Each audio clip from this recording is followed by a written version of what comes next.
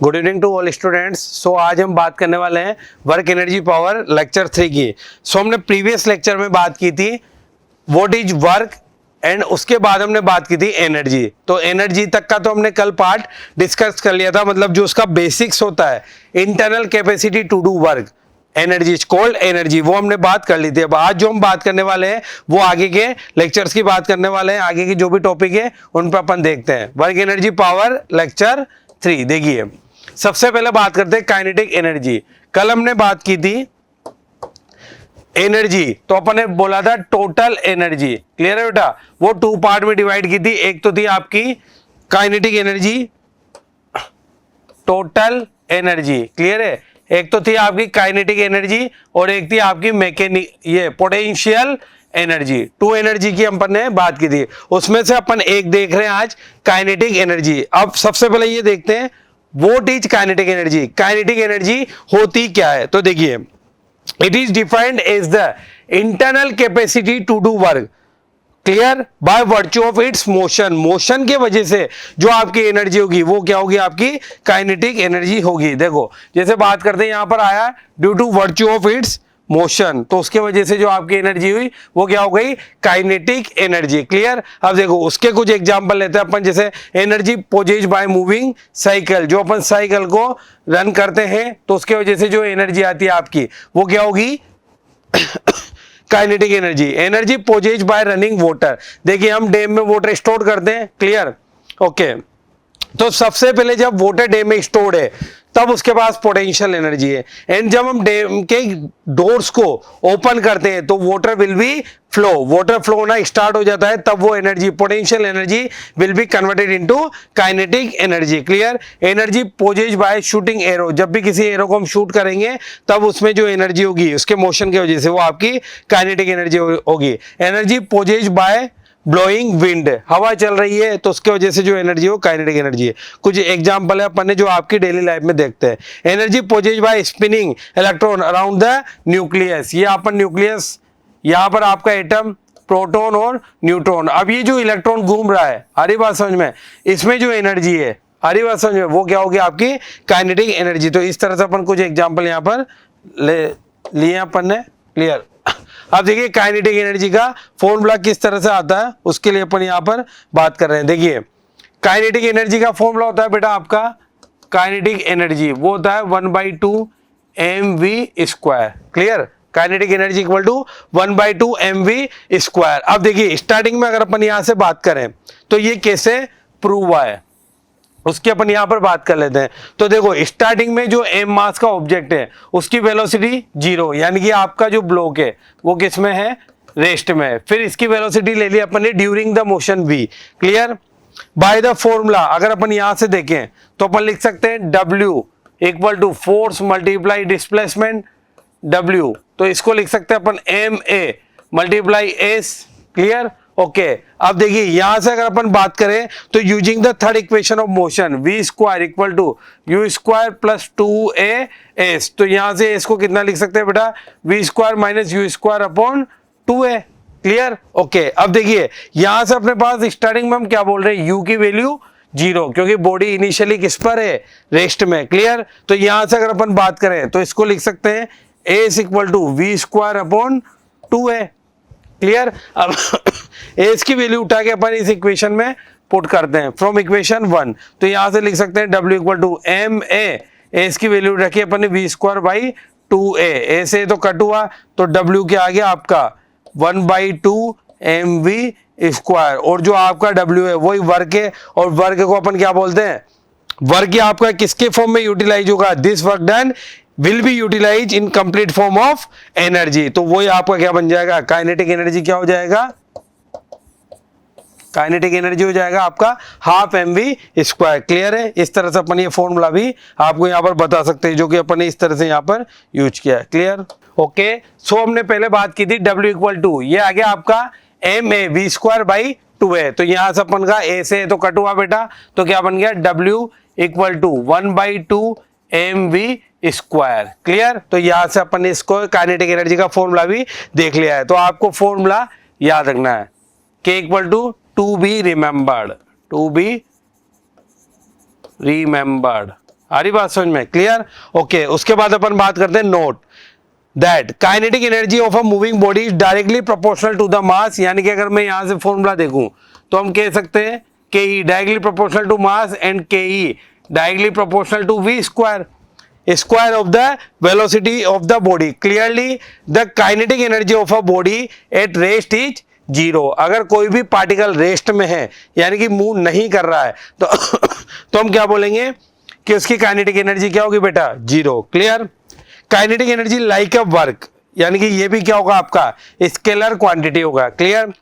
The kinetic energy of a moving body depends on its speed, यानी कि अपन क्या बोलेंगे? Magnitude of velocity but not on the direction which is moving. अरे बात समझ में? यानी कि अगर अपन वेलोसिटी का मैग्नीट्यूड लेते तो स्पीड बन जाएगी, लेकिन वहां पर डायरेक्शन का कोई भी रोल नहीं होगा। Since m and v square both are positive so kinetic energy is always positive, यानी कि आपकी काइनेटिक एनर्जी कभी भी आपकी नेगेटिव नहीं होगी, क्योंकि ये दोनों आपके कैसे आ रहे हैं? पॉजिटिव आ रहे हैं। क्लियर? ओके, फिर आगे बात करते हैं। देखिए factor affecting the kinetic energy, सबसे पहले देखते हैं the more mass of the body greater will be kinetic energy because of that kinetic energy directly proportional to mass.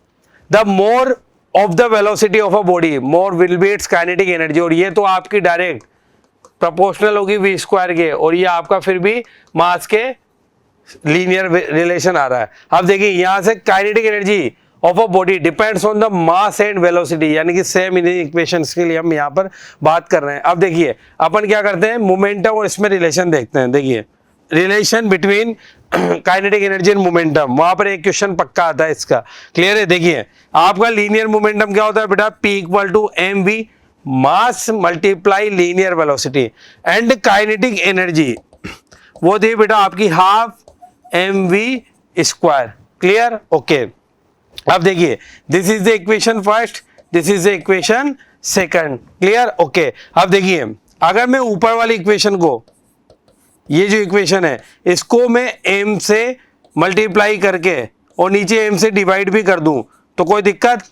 Okay, अब देखिए यहां अपन क्या लिख सकते हैं? Kinetic energy 1/2 m square v square divided bye m। Clear? Okay, उसके बाद यहां से आते हैं अपन, तो देखिए काइनेटिक एनर्जी ऊपर हो गया बेटा एम वी का whole square divided by 2m, और एम वी को मैं यहां से देखो क्या लिख सकता हूं? P। तो यहां से आपका रिलेशन आ जाएगा काइनेटिक एनर्जी का, kinetic energy equal to P square upon 2m, to be remembered. अरे बात समझ में? यानी कि काइनेटिक एनर्जी डायरेक्टली तो किसके प्रोपोर्शनल होगी?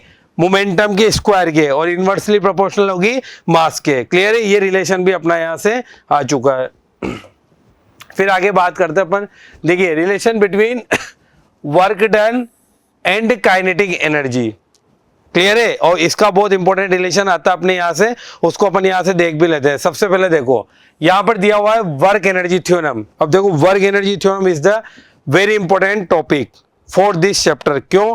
क्योंकि कहीं भी अगर हमारी जो वर्क है उसको अगर हम एनर्जी से रिलेट करेंगे और किसी भी क्वेश्चन में अगर हम थोड़ा सा फंस रहे होंगे तो हम वर्क एनर्जी थ्योरम की हेल्प से उस क्वेश्चन को काफी इजीली सोल्व कर सकते हैं। अपन अभी लास्ट में एग्जांपल भी लेंगे, देखिए उसको मैं बताता हूं ये थ्योरम क्या कहती है। देखिए वर्क एनर्जी थ्योरम की बात करें तो वर्क एनर्जी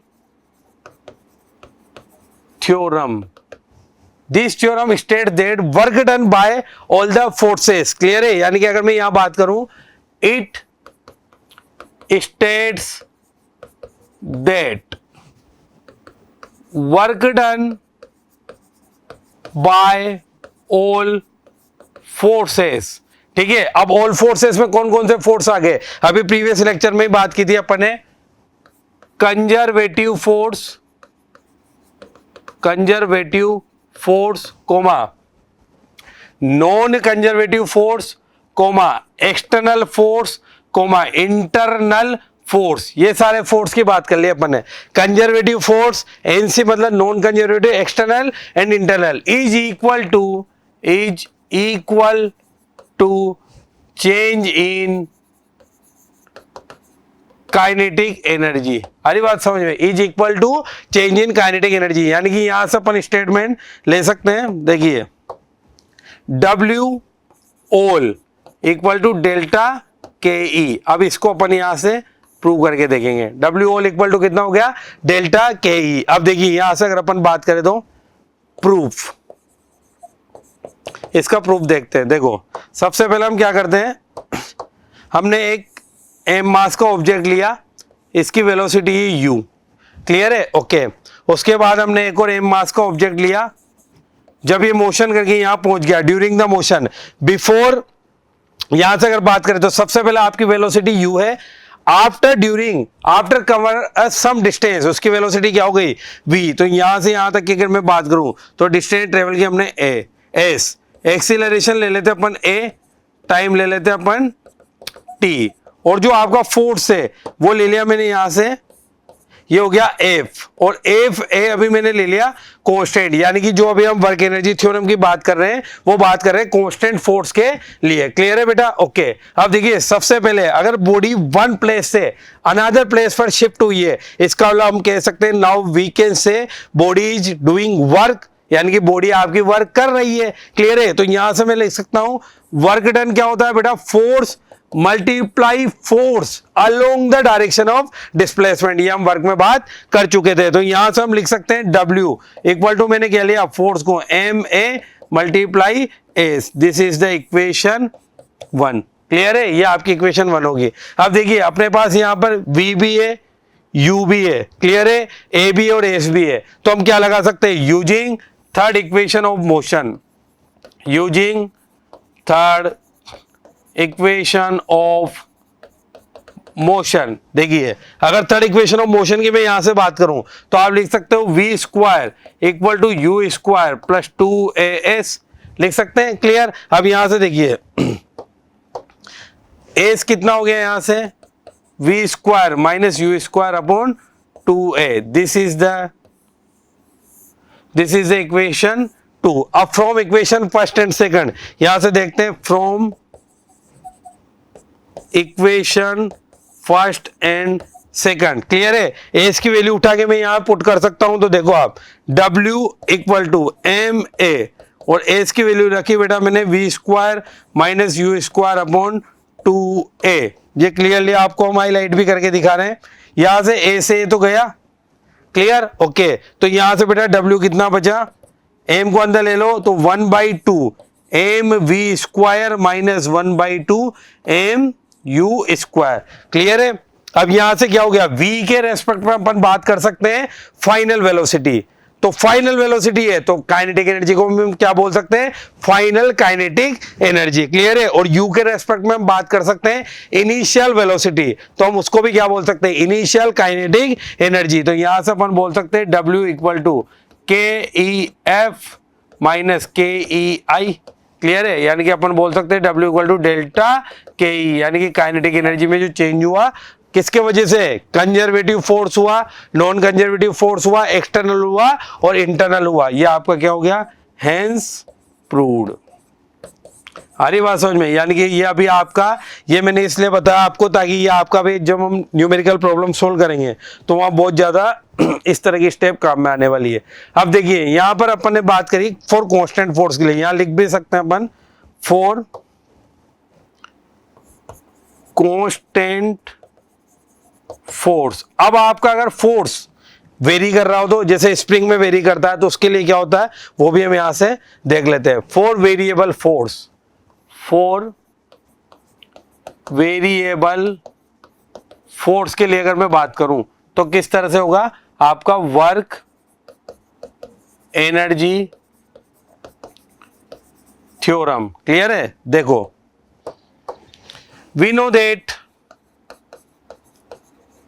डायग्राम तो आपको वही रहेगा, dW equal to F dot dx, you know very well, clear है। अगर मैं यहां से बात करूं तो इसको लिख सकता हूं F dx, clear. W equal to F को मैं क्या लिख सकता हूं, MA dx, यहां तक तो हम लिख सकते हैं, बट अब A को क्या लिख सकते हैं, now we know that A equal to, इसको लिखते हैं अपन dV by dt, rate of change of velocity, clear है। ये आपका क्या हो जाता है, ये एक्सीलरेशन बन जाता है। अब देखो इसको क्या लिख सकते हैं, अपन को लेना है dx की फॉर्म में, क्लियर। तो यहां से इसको हम इस तरह से मॉडिफाई कर सकते हैं, dv upon dx multiply dx by dt। Clear, इससे तो कोई दिक्कत नहीं है, dx कट भी सकता है, लेकिन हमने इसको अदर फॉर्म में मॉडिफाई करना चाहा। dx बाई dt को मैं क्या लिख सकता हूं, v। Clear, rate of change of displacement, वही आपका क्या होता है, वेलोसिटी होता है। क्लियर है, तो यहां से हम इसको लिख सकते हैं बेटा, इसको बता सकता हूं मैं v, वेलोसिटी। क्लियर है, तो यहां से फिर हम इसको बता सकते हैं, ये हो गया आपका v।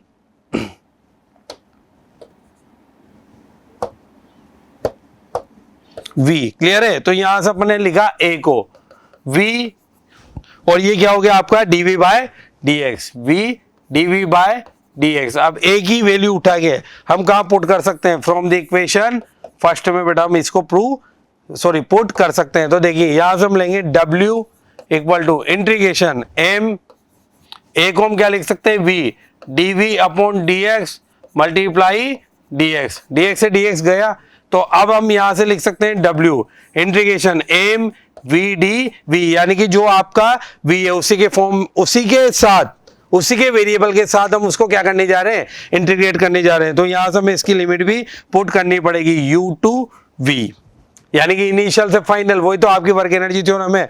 मास कांस्टेंट है, बाहर ले सकता हूं v dv uv, हरी बात समझ में, क्लियर। तो यहां से अपन लिख सकते हैं w m, अब इसको क्या लिख सकता हूं मैं, v स्क्वायर बाई 2 लिख सकता हूं, x dx का फॉर्मूला लगा दिया, ठीक है, पावर रूल। तो यहां से हम इसको क्या लिख सकते हैं, v स्क्वायर अपॉन 2, और लिमिट क्या है बेटा u टू v, तो ये तो वही वाली बात होगी 1/2 upper limit minus lower limit, और यही रिलेशन अभी लिखा था, तो हम लिख सकते हैं w equal to delta K ई, यानी कि वेरिएबल वर्क हो, तब भी हमने इसको प्रूव कर दिया, और आपका कांस्टेंट फोर्स हो, सॉरी वेरिएबल फोर्स हो, तब आप इस तरह से इसको प्रूव कर सकते हैं। जैसे मान लो आपको इंस्टेंटेनियस के फॉर्म में अगर आपको क्वेश्चन दिया जाए, जैसे a equal to t cube plus t square plus 2t plus 1, तो फिर आपको इस तरह के मेथड से सोल्व करके आना है, हरी बात समझ में, और कांस्टेंट फोर्स दिया हुआ जब तो आप डायरेक्ट भी लगा सकते हैं। क्लियर, ये आपका यहां से भी प्रूव गया। क्लियर, अब देखते हैं नेक्स्ट, वर्क एनर्जी थ्योरम में हमने पढ़ा नोट, बहुत इंपॉर्टेंट नोट है, W all equal to delta K E, ये तो हमने पढ़ लिया। क्लियर है, अब यहां से अगर मैं देखूं, अगर मानो क्वेश्चन आता है if conservative force is applied on a body, तब रिलेशन क्या बनेगा। तो देखिए यहां से बात करते हैं, if conservative force is applied on the body, तब हम लिख सकते हैं जो आपका पोटेंशियल एनर्जी है ना, इसके बाद में पोटेंशियल एनर्जी पढ़ाऊंगा, यहां थोड़ा सा आपको इसके साथ कॉन्सेप्ट लिंक है, इसलिए मैं बता रहा हूं, कंजर्वेटिव फोर्स के लिए ही आपकी पोटेंशियल एनर्जी डिफाइन होती है।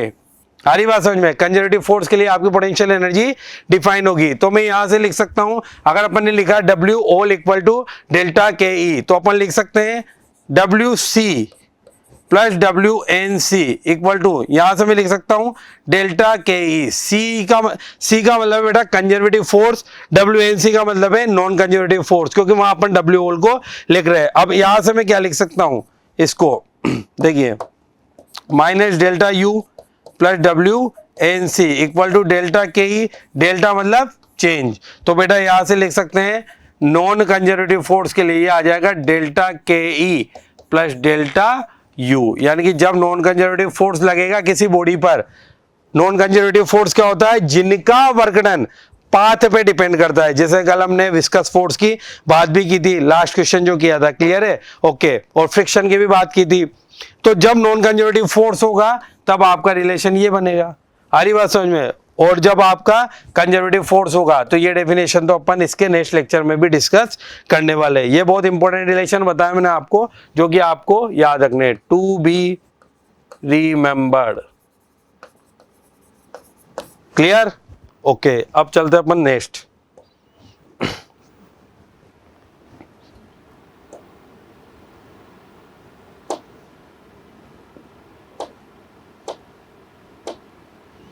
क्लियर है, तो ये वर्क एनर्जी थ्योरम है जो अपन ने डिस्कस किया इसको।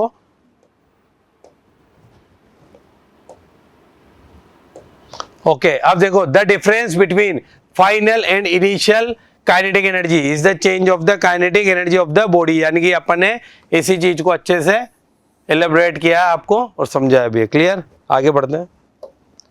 उसके बाद हम देखते हैं अब क्वेश्चंस, ठीक है। तो वर्क एनर्जी थ्योरम आपको अच्छे से समझ में आया। Work done by all the forces is equal to change in kinetic energy. Clear, अब क्वेश्चंस करते हैं। देखिए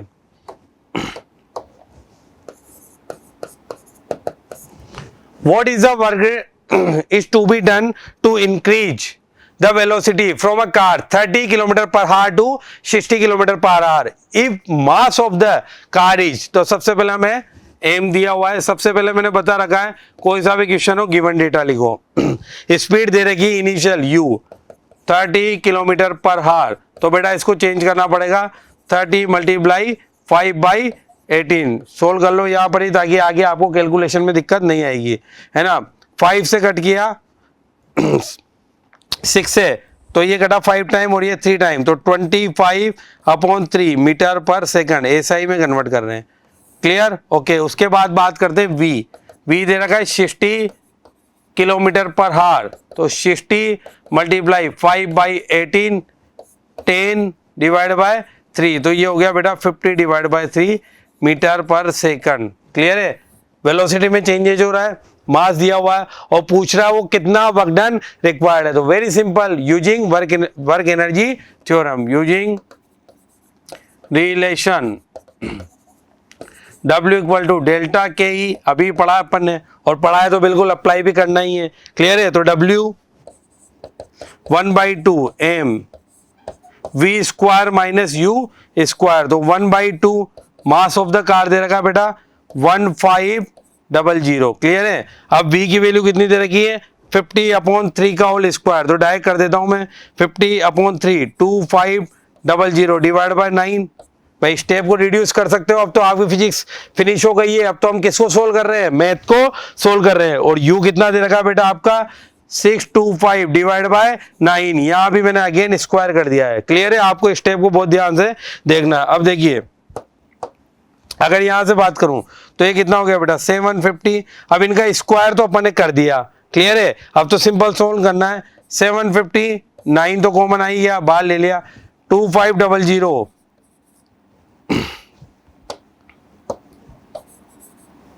2500 माइनस 625। क्लियर है, जब हम इसको सोल्व करेंगे तो यहां से आंसर आएगा आपका मल्टीप्लाई करने पर 15625।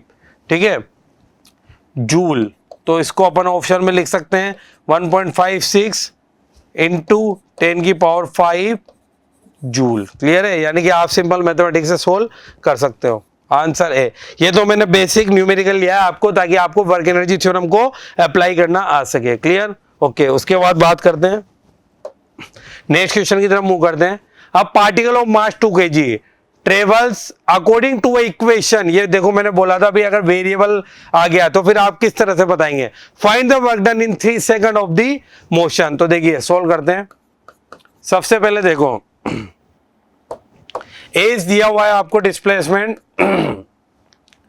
3t³ plus 2t, 3t³ plus 2t। Clear है, तो यहां से अपन क्या देख सकते हैं, वर्क डन बताना है 3 सेकंड में। तो वर्क क्या होता है आपका फोर्स मल्टीप्लाई डिस्प्लेसमेंट। क्लियर है, तो देखो सबसे पहले ये आपको एज दिया हुआ है, तो यहां से मैं v ds/dt ऐसे कर सकते हैं। क्लियर है, तो यहां से कितना हो जाएगा बेटा 9t² प्लस 2, ये हो गया आपका वेलोसिटी आ गया।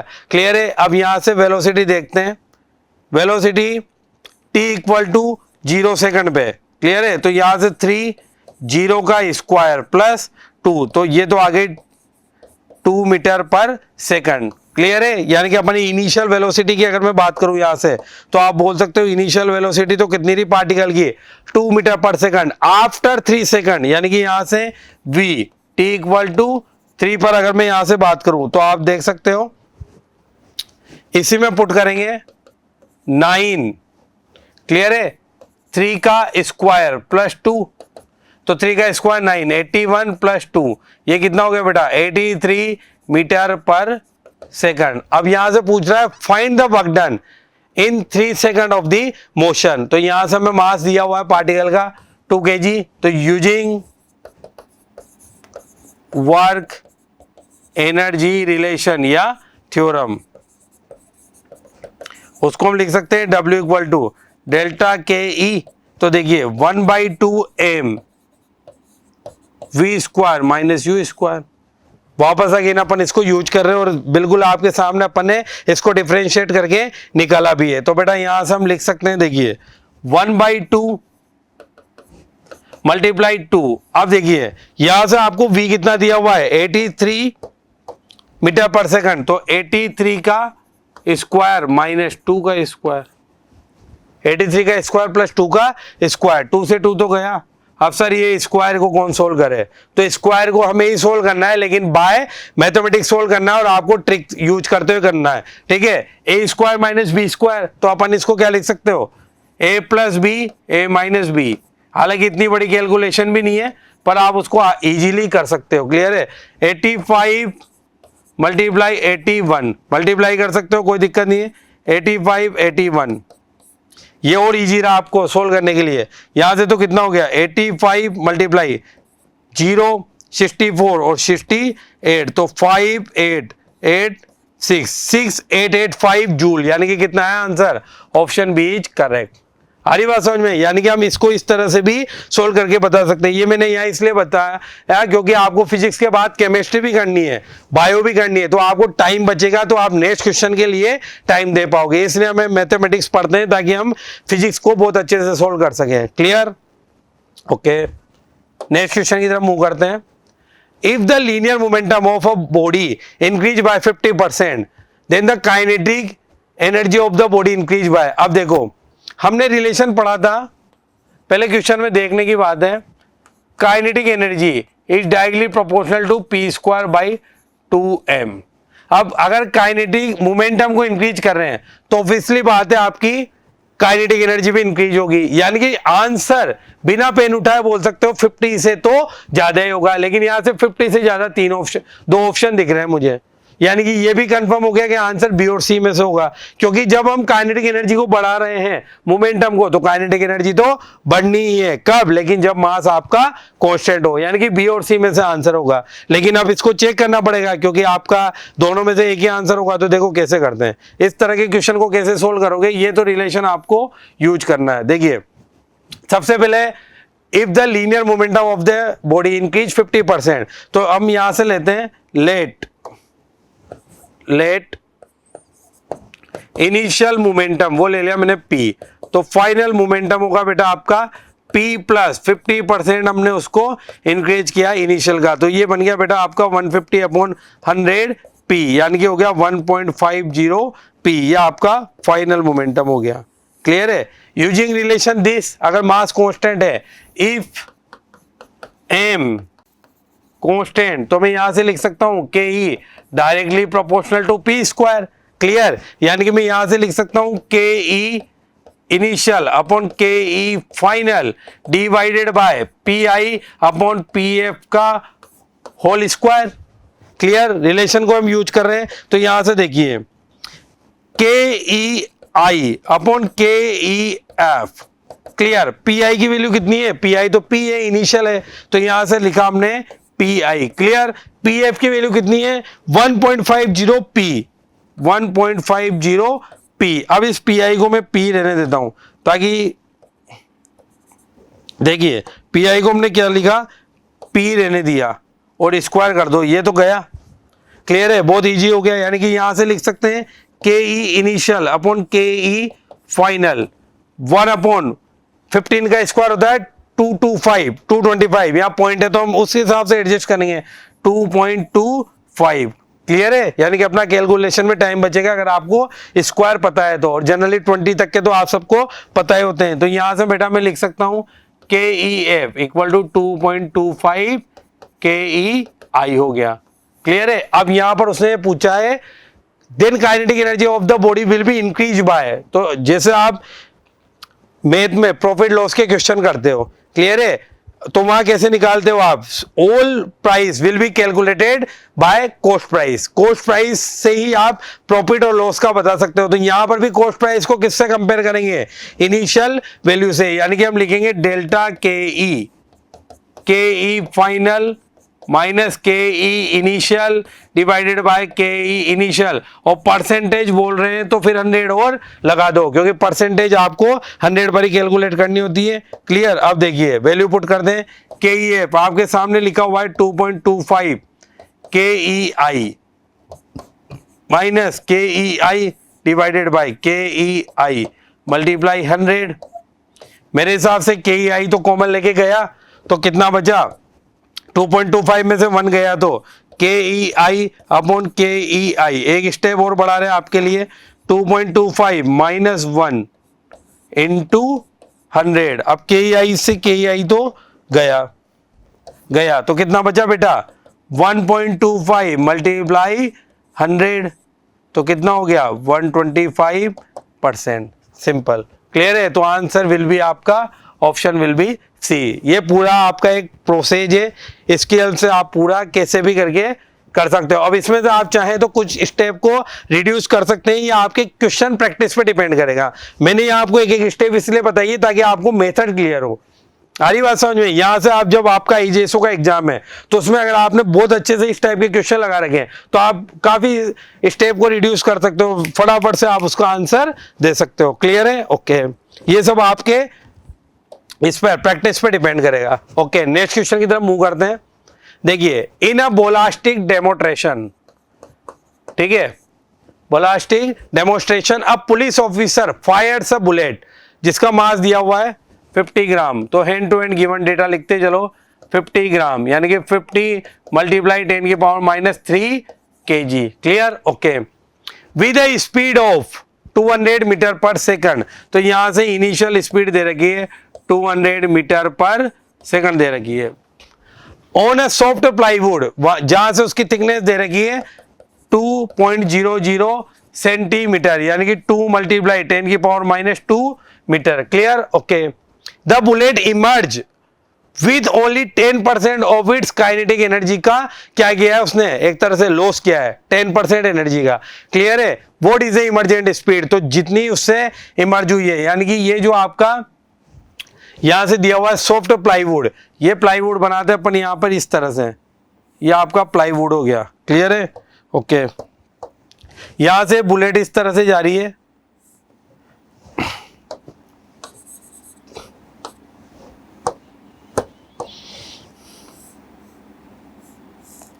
ये हो गया आपका MB, वो तो मास दिया हुआ है ऐसे ही, जितनी स्पीड से जा रही है स्पीड मैंने यहां दिखा दी आपके। क्लियर है? ओके, अब इसके बाद कितना वेलोसिटी रहता है? तो सबसे पहले देखते हैं के ई इनिशियल, ये होगी आपकी प्लाईवुड। प्लाईवुड के लिए अपन यहां से बात कर रहे हैं 1/2 MU स्क्वायर, 1/2 M कितना दे रखा बेटा? 50 मल्टीप्लाई 10 की पावर -3, और U दे रखा है आपका 200 मीटर पर सेकंड, 200 मल्टीप्लाई 200। क्लियर है? अब इसको सोल्व करते हैं। देखिए 10 की पावर -3 से तो 2 0 ये और 1 0 ये गया, तो अपने पास बचा 1/2 5 इंटू 200 इंटू 2, 2 से 2 भी गया तो ये तो आ गया 1000 जूल, तो आपकी इनिशियल काइनेटिक एनर्जी आ गई। क्लियर है? ओके, अब आगे बात करते हैं, जब ये इसके अंदर गई, यानी कि अपन यहां से देखते हैं 10% ऑफ इट्स काइनेटिक एनर्जी, तो 10 मल्टीप्लाई 1000। क्लियर है? तो कितनी बची अब अपने पास? 100 जूल, और ये क्या हो गई आपकी के ई फाइनल कितनी आ गई? 100 जूल आ गई। लेकिन यहां ये पूछ रहा है what is the speed of, यहां से देखो बेटा ये पूछ रहा है व्हाट इज द, इस वीबी को ये पूछ रहा है, यू से तो ये जा रही है, यहां पर कितनी स्पीड से ये एंटर करी। आरी बात समझ में? What is the emergent speed, यानी कि जब वापस इसको क्रॉस करके गई तब उसकी स्पीड कितनी थी, क्योंकि स्टार्टिंग तो दे ही रखी है, उसके बाद यानी कि मैं मान लेता हूं इमरजेंट स्पीड को वी। क्लियर है? यानी कि सॉफ्ट प्लाईवुड को पेनिट्रेट किए बाद उसकी स्पीड कितनी बची। क्लियर है। तो मैंने ले लिया यहां पर let emergent speed equal to कितना हो गया बेटा वीई, वही अपन यहां पर ले रहे हैं। तो यहां पर मैं दिखाता हूं आपको, देखिए 1/2 m वीई का स्क्वायर इक्वल टू कितनी एनर्जी बची आफ्टर पेनिट्रेशन 100। तो यहां से देखो इसको इस तरह से बता सकते हैं 1/2 मास कितना दे रखा था, मास दिया हुआ था आपका 50 ग्राम, तो 50/1000, ठीक है, केजी में कन्वर्ट कर दिया, v e square equal to 100। Clear है। ओके सोल्व कर लेते हैं, 1 0 से 1 0 गई, वीई स्क्वायर क्लियर है 100, यहां से कितना चला गया 100 मल्टीप्लाई 100 मल्टीप्लाई 2 डिवाइडेड बाय 50, यही बचा आपके पास, 50 भी नहीं बचा, 5 भी बचा है। क्लियर है।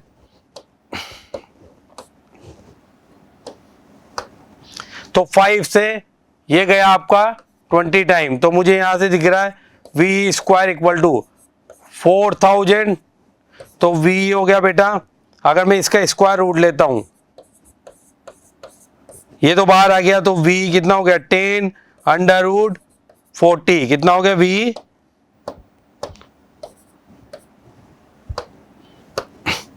10/√40, और 10/√40 की बात करें तो v यहां से आ जाएगा 10 मल्टीप्लाई √40 को, और आप चाहो तो स्प्लिट कर सकते हो, नहीं तो यहां से भी देख सकते हो। अगर अपन देखें तो ये आ गया 6.32 के समथिंग, तो वी कितना हो जाएगा 10 से मल्टीप्लाई करते हैं 63.2 मीटर पर second will be answer. Clear है। तो इस तरह से अपन इसकी कैलकुलेशन करके भी आंसर दिखा सकते हैं। देखिए तो ऑप्शन पे चलते हैं, कौन सा ऑप्शन करेक्ट है आपका, दिस। क्लियर है। इस तरह से आपके सिंपल क्वेश्चन है, बस अपन उसको यूज करते हुए जा रहे हैं कॉन्सेप्ट को। ठीक है। आप देखो, अब body is drop from height 8 metre, मान लो मैंने कोई भी बॉडी को ड्रॉप किया 8 मीटर हाइट से, ठीक है, उसके बाद ये क्या हुआ है, after striking the surface it raises 6 metre, ये ऊपर कहां तक आई है 6 मीटर तक आई है। क्लियर है। What is the fractional loss in kinetic energy during impact, टकराए बाद कितना फ्रैक्शनल लॉस हुआ है आपकी काइनेटिक एनर्जी का, assuming the frictional resistance to be negligible. Frictional resistance का मतलब है यहां पर अपन कोई भी फ्रिक्शन फोर्स को काउंट नहीं करेंगे, हमें प्योरली बात करनी है काइनेटिक एनर्जी की। क्लियर है। तो देखिए loss of kinetic energy, clear है। सबसे पहले हम यहां से देखते हैं, यह आपकी बॉल है, यह आपका ग्राउंड, यहां तक ये बॉल आ गई, यहां से हाइट दे रखी है बेटा आपको h इक्वल टू 8 मीटर। अब जब ये आफ्टर स्ट्राइकिंग स्ट्राइक किए बाद ये कहां तक पहुंच गई, यहां तक, यानी कि अब ये हाइट कितनी हो गई 6 मीटर, तो लॉस कितना हुआ ऊपर से 8 - 6 2 मीटर, ये रिमेनिंग देखते। तो लॉस ऑफ काइनेटिक एनर्जी, इसको लिखेंगे अपन लॉस ऑफ, यहां पर लॉस नहीं आएगा, फ्रैक्शनल लॉस, क्योंकि फ्रैक्शनल में ही पूछ रहा है वो, फ्रैक्शनल लॉस ऑफ के, लॉस ऑफ के डिवाइडेड बाय, चाहे लॉस हो चाहे प्रॉफिट हो, भी बात करी थी इनिशियल वैल्यू पर ही फाइंड आउट होगा। तो यहां से लिखेंगे इनिशियल काइनेटिक एनर्जी, लेकिन यहां तो हाइट की बात कर रहे हैं, मतलब अपन उसके कॉन्फ़िगरेशन या पोजीशन की बात कर रहे हैं, तो अपन यहां से इसको लिख सकते हैं kinetic energy will be converted into potential energy. थोड़ा बहुत मैं पोटेंशियल एनर्जी के बारे में आपको स्टार्टिंग में बता चुका था कि इसके रेफरेंस कॉन्फ़िगरेशन और पोजीशन की वजह से होती है, बाकी फिर नेक्स्ट लेक्चर में तो अपन पूरी इसकी बात ही करेंगे। तो यहां से लिख सकते हैं loss in P potential energy divided by initial P. Clear है। अब यहां से अगर मैं बात करूं तो देखो लॉस कितना हुआ mg, ठीक है। अब ये कितना बचा अपने पास 2 ही बचा, तो अपन लिख सकते हैं mg 8 - 6, क्योंकि क्या होता है ग्रेविटेशनल पोटेंशियल एनर्जी mgh, और स्टार्टिंग में कितना था इनिशियल mg 8, तो मैंने यहां से लिख दिया mg और हाइट को लिख दिया मैंने 8। क्लियर है बेटा। mg से mg तो गया, यहां बचा 2/8, तो ये कितना हो गया 1/4, यानी कि कितना फ्रैक्शनल लॉस हुआ 1/4। क्लियर है। तो ये थे आपके, थैंक यू, ये थे आपके क्वेश्चंस जिनमें हमने काइनेटिक एनर्जी से रिलेटेड, और सबसे इंपॉर्टेंट आज का जो लेक्चर है उसमें सबसे इंपॉर्टेंट जो टॉपिक है वो है वर्क एनर्जी थ्योरम, क्योंकि बहुत इंपॉर्टेंट थ्योरम है। अगर इसको आपको अप्लाई करना आ गया, बिल्कुल आएगा ही सही, अगर आप बिल्कुल ध्यान से पढ़ेंगे तो आप किसी भी क्वेश्चंस को जो इससे रिलेटेड है बहुत इजीली उसको पिकअप कर सकते हो और उसके कॉन्सेप्ट तक जा सकते हो। क्लियर है? बाकी अपन नेक्स्ट लेक्चर में फिर बात करेंगे आपके पोटेंशियल एनर्जी को, और आप इसको कंटिन्यू देखते रहिए, पढ़ते रहिए, ठीक है, ताकि आपका एक टॉपिक दूसरे से फटाफट लिंक रहे, तो नेक्स्ट वाला टॉपिक आपको समझने में कोई भी प्रॉब्लम ना आए। Okay, thank you.